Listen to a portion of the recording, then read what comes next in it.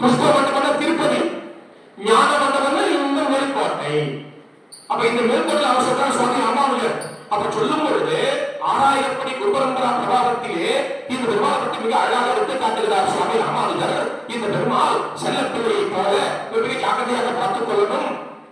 செல்லப்பிள்ளை குழந்தை விளையாடுவாங்க இல்லையா, அது மழையாக போய் விளையாடுவாரு.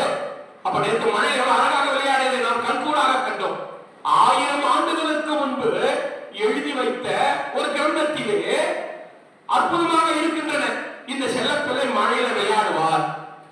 நேற்று கண்கூட மழையில விளையாடுறத பார்த்தோம். நேற்று மழையில தான் புறப்பாடு. அப்போ பகவான் ஆனவன், அந்த பகவானுடைய விக்கிரகமானது பகவான் நமக்காக 5 நிலைகளிலே சிலை காட்டுகிறார். பரத்வ, வியூக, விபவ, அந்தர்யாமி, அர்ச்சை. என்ன சுவாமி எங்களுக்கு ஒண்ணுமே புரியலையே? புரியுது மாதிரி சொல்றேன். பரவபதம் ஒன்று இருக்குதா, சீராப்தி ஒன்று இருக்கா, பெருமாள் விபவம், ராமாவதாரம், கிருஷ்ணாவதாரம் விபவம் பண்றாரு இல்லையா? ஒவ்வொரு ஜீவாத்மாக்கும் உயிரோடு அந்தர்யாமியா இருக்கிறாரா? அப்புறம் ஆட்சி, பெருமாள் ஆட்சியில கோயில் பண்ணிருக்கிறார் பாருங்க. அவர் என்ன தங்கத்தால் ஆனவரா, வெள்ளியால் ஆனவரா, பஞ்சலோகத்தால் ஆனவரா? அதையெல்லாம் பார்க்க கூடாது. அப்படி யார் பார்க்கிறானோ அவன் ஒரு தகப்பனுக்கு பிறந்தவன் இல்லை என்பது சாஸ்திரம் சொல்லுகிறது, வேதம் சொல்லுகிறது. பிள்ளை யோகாச்சாரியார் ஸ்ரீ வசன பூஷண சூத்திரத்துல மிக அற்புதமாக எடுத்து காட்டுகிறார். இவர் கல்லால் ஆனவர் தானே, இது வெறும் சிலை தானே, இது வெறும் பஞ்சலோகம் தானே, இது வெறும் தங்கம் தானே, இது வெறும் வெள்ளி தானே. ஏன் அந்த பகவான் அப்படி ஆனவரா இல்லை? நமக்கு இந்த கண்களுக்கு நன்றாக புலப்படுவதற்காக ஒரு அச்சை திருமேனி இருக்க. அச்சை திருமேனி பேசுமா? பேசும். நம்மளோட பாடுமா?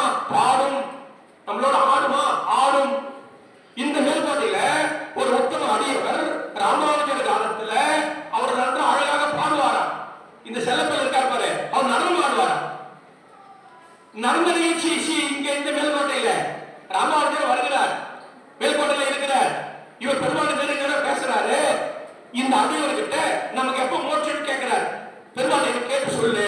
எப்படி ராமானுஜர் காஞ்சிபுரத்துல திருக்கட்சி நம்பிக்கிட்ட 6 வார்த்தை கேட்டார், அது போல இந்த இடத்துல இந்த அடியவர்கிட்ட ராமானுஜர் சொல்றார், பெருமாளுக்கு போய் எனக்கு எப்ப மோட்சம் கேளு. உடனே அந்த அடியவர், ஏன்னா இவர் பாடுற பெருமாள் ஆடுறாரு இல்ல, திருக்கட்சி நம்பி விசி வீசுறாரு இல்ல, பெருமாள் காஞ்சிபுரத்துல பேசினவர். அதுபோல இந்த இடத்துல இந்த மேல்கோட்டையில ஒரு அடியவருக்காக பெருமாள் ஆடுகிறார் நாட்டியம். இந்த அடியவர் பாடுவார். அதனால அந்த அடியவர்கிட்ட ராமானுஜர் சொல்றார், எனக்கு மோட்சம் எப்போ? உடனே போய் கேட்கிறார். யாரா அந்த அடியவர் இந்த சம்பத்குமார்கிட்ட இவர் ராமானுஜர் கேட்டார், அவருக்கு மோட்சமா? அவர் தான் எல்லாருக்குமே மோட்சம் கொடுத்துருந்தார். அவர் எப்ப மோட்சமோ அப்பவே மோட்சம், இப்ப நினைச்சா இப்பவே மோட்சம். உடனே வந்து சொல்லிட்டார். இது போல பெருமாள் சொன்னார், சரி எனக்கு எப்ப மோட்சம் கேட்டியே, உனக்கு எப்ப மோட்சம் கேட்டியா? அப்படின்னு மறந்துட்டு சுவாமி சிப்பை கேள் அப்படின்றார். உடனே அந்த அடியவர் இந்த சம்பத்குமாரங்கிட்ட போயிட்டு, சுவாமி அவங்களுக்கெல்லாம் மோட்சம் கொடுக்குறியே, எனக்கு எப்ப சுவாமி மோட்சம்? உனக்கு யாருக்கு மோட்சம்? உனக்கு மோட்சம் இல்லையா? அவருக்கு என்ன சுவாமி, நான் பாடுறேன், நீங்க ஆடுறீங்க, அவ்வளவுதான் நான் மோட்சம். நீ பாடுன, நான் ஆடினேன், சிறப்பாச்சு, மோட்சம் எல்லாம் கிடையாது. எனக்கு எப்படி மோட்சம்? வந்து ராமானுஜர் ஒருத்தர் அவர் திருவடி போய் கெட்டியா பிடிச்சிடும், அவரு கையால பஞ்ச சமஸ்காரம் பண்ணிக்கும், அப்பதான் அவருக்கு மோட்சம். உடனே அவர் வேக வேகமா வரார். இந்த பெருமாளை வாழ போயா, மோட்சத்தை எழுத வேணும். அதனால ராமானுஜர் மிக முக்கியம் என்று ராமானுஜர் திருவடியை அடைந்து மோட்சத்தை எடுத்து காட்டுகிறார்கள். இதத்தான் இந்த பாசுரம் சொல்கிறது. மண்மிசை யோனிகள் தோறும் பிறந்து எங்கள் மாதவனை கண்ணுரகிலும் காணவில்லா உலகோர்கள் எல்லாம் அண்ணன் ராமானுஜன் வந்து தோன்றிய அப்பொழுதே பகவான் பல பல அவதாரங்களை எடுத்து பார்த்தார். இந்த லோக மக்கள் திருந்தினார்களா? இல்லை அப்படின்ற. அது எப்படி அழகா சொல்றாருன்னு சொன்னா, மிக அழகா சொல்றார். அது எப்படி? முதல்ல மச்சமாக பிறந்து பார்த்தார் பெருமாள். அப்போ இந்த பெருமாளானவர் மிக அழகாக சொல்லும் பொழுது இந்த மக்கள் திருந்தினார்களா? இல்லை. வராகம் பெருமாள் பற்றி உருவமாக இருந்து பார்த்தார். மண்மிசை யோனிகள் தோறும் பிறந்து யாரு? எங்கள் மாணவன். அப்புறம் மனிதன் பாடு, மிருகம் பாடு, யாரு? அவர் நரசிங்கர். இப்ப லோக மக்கள் திருந்தினார்களா? இல்லை. வாமனன் குள்ள வடிவம், அப்புறம் உலகந்தனாக வந்தார், ராமனாக வந்தார்,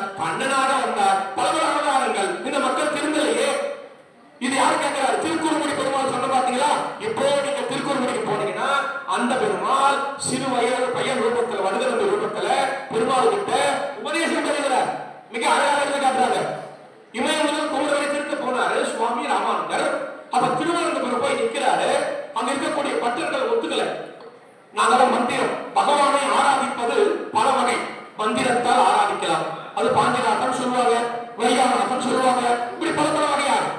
அப்ப அந்த ஆராதனை கிரமத்தை அங்க இருக்கக்கூடிய போர்த்திகள் ஏற்றுக்கொள்ளவில்லை. அங்க இருக்கக்கூடிய பெருமாள் பூஜை பண்றாருல அந்த பட்டர் சொல்றார், இந்த ராமானுஜர் இங்க இருக்கக்கூடாது, எங்களுக்கு மந்திரம் தான் முக்கியம். ஆகையினாலே அவர் எட்டுமை போடும் சொல்ல ஒரே ஒரு இரவுல ராமானுஜர் 12 சிவகிருஷ்ணா கூட இருக்கிறாங்க. ராமானுஜரை மட்டும் திருக்குறளில் கொண்டு போட்டுறார் ஓர் இரவுல விரல் மூலமாக. எங்க திருவனந்தபுரம் எங்க இருக்கு, திருக்குறள் எங்க இருக்கு? அப்ப திருக்குறள் வந்து பார்த்தா யாரையும் காண, எல்லாரும் அங்க இருக்கிறாங்க. ஆனா ராமானுஜர் திருக்குறள் வந்துட்டார். அப்ப என்ன அந்த பெருமாள் ஒத்துக்கல. அவரு என்ன பண்ண சொல்லுவாங்க சொல்லி யாரையும் தவறாக சொல்லுவார். இந்த 2 பொண்டாட்டி கேட்டீங்கன்னா ஒரு பொண்டாட்டி சண்டகாரியா, ஒரு பொண்டாட்டி ரொம்ப நல்லவரா, அவன் தலையிட்டு அவன் மாடியை முடிக்கிறான் அப்படின்னு அதை தவறாக யாராக எடுத்து காட்டும் போது அதுபோல இந்த பெருமாள் தலையெடுத்து நம்ம என்ன பண்ண முடியும்? நம்ம இந்த பெருமாள் சேவிக்கலாம். அப்படி திருக்குறள் வைஷ்ணவ நம்பி பெருமாள் சேவிக்க போறார். அப்போ இவர் வடுகான்னு கூப்பிடுவார். அவர் சிஷ்யன் யாரு? வடுக நம்பி என்பவர். தீர்த்தமாடுவார். தீர்த்தமாடு திருமணம் வைத்துக் கொண்டு தான் வச்ச மீதியை தான் வடுக நம்பிக்கை வைப்பார். இப்போ நீங்க திருக்குறளுக்கு போங்க, திருவட்டப்பாறைன்னு இருக்கு, அங்க போய் பாருங்க. கல் சிலையில ராமானுஜர் இருப்பாரு. இவர் வச்ச மீதி திருமண் வடுக நம்பிக்கை வைப்பார். இப்ப வடுக நம்பி யாரு அப்படின்னா பெருமாளே வடுக நம்பி ரூபத்துல வந்துகிறார். இப்ப இவங்க எல்லாம் என்ன